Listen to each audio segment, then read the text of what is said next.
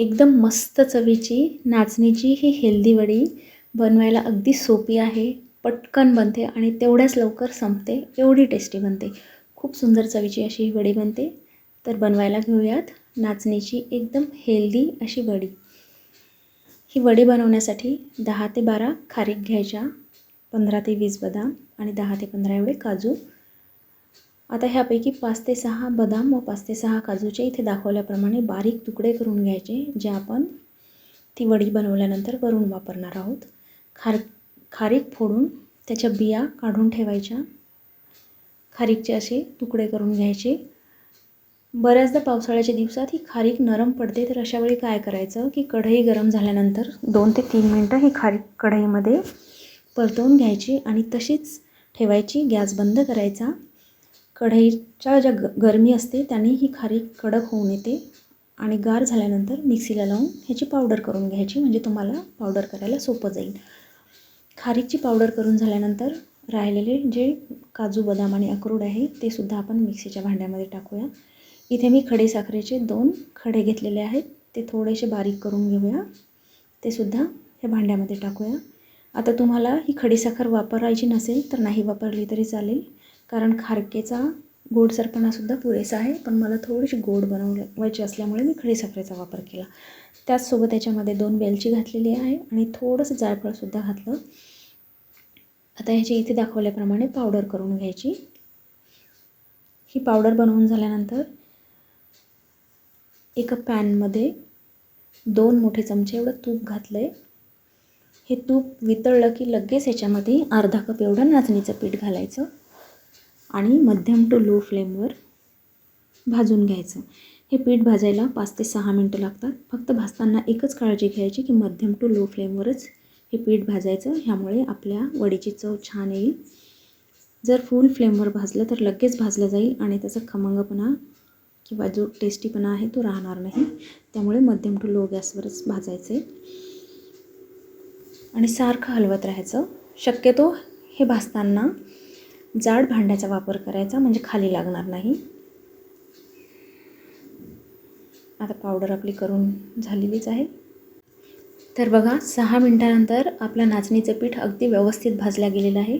असे बुडबुडे उठायला लागले आणि थोडासा रंग बदलला, म्हणजे पीठ छान खमंग भाजलं गेलं असं समजायचं. आणि त्यावेळी आपण बारीक केलेली पावडर ह्याच्यामध्ये घालायची. पावडर घातल्यानंतर अगदी अर्धा मिनिटच गॅस ऑन ठेवायचा, नंतर बंद करायचा. आणि गॅस बंद केल्यानंतरसुद्धा हे मिश्रण हलवत राहायचं, कारण कढई सध्या ही खूप गरम आहे.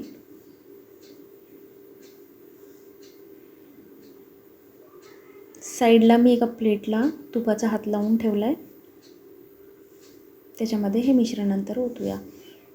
ही वडी बनवायला एकदम सोपी आहे. बऱ्याचदा काय होतं की नाचणी खायला बऱ्याच जणांना आवडत नाही आणि हेल्दी तर आहे, आपल्या पोटात तर गेली पाहिजे.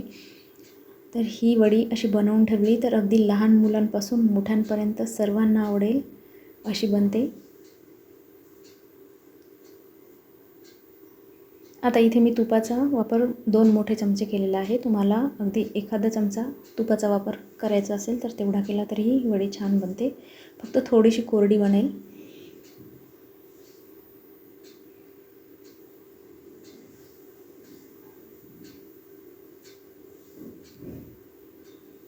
तूप लावून घेतल्यानंतर याच्यामध्ये आता आपण हे मिश्रण घालूया.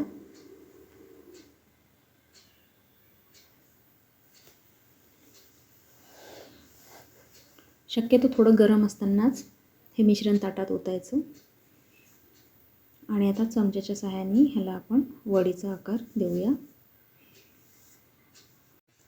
बऱ्याचदा सकाळच्या घाई गडबडीत आपलं काही खाणं होत नाही, तर अशा वेळी ह्या 2 वड्या जरी खाल्ल्या तरी तुम्हाला दुपारपर्यंत भूक लागणार नाही. आणि आपण ड्रायफ्रूटचे लाडू हे बऱ्याचदा बनवतो, त्यापेक्षा अशी बर्फी बनवली तर थोडासा वेगळ्या प्रकारेही होईल आणि सर्वांना आवडेल. तर एकदा तरी ही वडी बनवून बघा, तुम्हाला नक्कीच आवडेल. मुलांच्या शाळेच्या डब्यातसुद्धा एखादी 2 ही वडी दिली तर मुलं आवडीने खातील, कारण ह्याचा रंग चॉकलेटसारखा आहे. शिवाय ह्याची चवसुद्धा खूप सुंदर बनते. खाताना तुम्हाला अजिबात वाटणार नाही की हे नाचणीचं पीठ इथे वापरलेलं आहे म्हणून. तर आता बारीक केलेले जे काजू आणि बदाम आहेत ते आपण टाकूया वरून आणि अगदी हलक्या हाताने याला प्रेस करूया. ही वडी थंड व्हायला साधारणपणे अर्धा एक तास लागतो. तर थोडीशी गरम असतानाच याच्या वड्या पाडून घेऊया. अगदी सहज वड्या बनतात ह्याच्या. हेल्दी पण आहे, टेस्टी पण आहे आणि अगदी 9 ते 10 मिनिटात बनते. अजून काय पाहिजे. फक्त ह्याला गार व्हायला साधारणपणे अर्धा एक तास लागेल. तर बघा अगदी आतमध्ये मस्त झालेली आहे. आता ही खाताना तोंडात टाकली तर विरघळेल एवढी सुंदर बनते. चवीला तर अप्रतिम लागते. जेव्हा तुम्ही ही वडी बनवून बघाल आणि टेस्ट कराल तेव्हाच तुम्हाला ह्याची चव कळेल. तेव्हा नक्की बनवून बघा ही नाचणीची आणि ड्रायफ्रूटची वडी. धन्यवाद.